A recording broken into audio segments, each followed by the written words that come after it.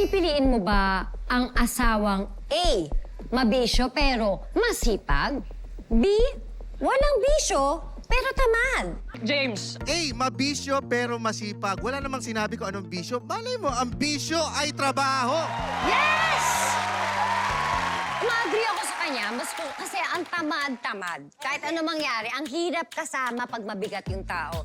So para sa akin, ako may bisyo ko shopping, pero kung magtrabaho ko, nahihimatay ng ospital, everything, para mabili ko yung gusto ko. So wala naman akong sinasaktan ng dahil doon. So agree ako doon. Tamad is tamad, ex yun sa akin.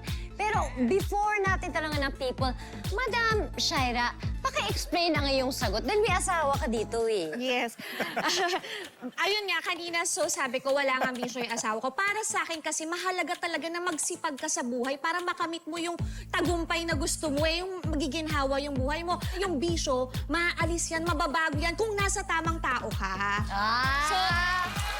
So nasa tamang tao siya. Nasa tamang tao, tama. Oo. Pati si James, actually, tama yung sinabi ni James. Na-agree ako sa sinabi mo, bro, na ano nga ba sabi mo?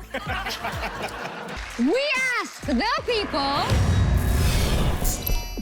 may nagmura sa'yo sa social media, pati pamilya mo minura. Anong gagawin mo? A, sasagutin ng maayos. B, i-block na agad-agad. C, mumurahin ko rin. Heart, ano gagawin mo?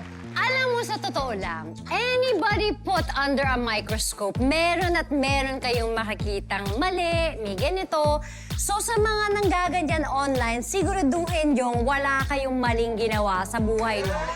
At tama lahat ng mga ginawa nyo sa mga kailangan nyong gawin kasi mahahanap at mahahanapan din kayo ng butas. Pero hanggat hindi pa ako natatahimik at talagang tuluyan nasasaktan, ibablock ko na muna. Pero isa akong volcanic eruption in the making. Hindi, for now, chill lang tayo. Pero block na muna ang sagot.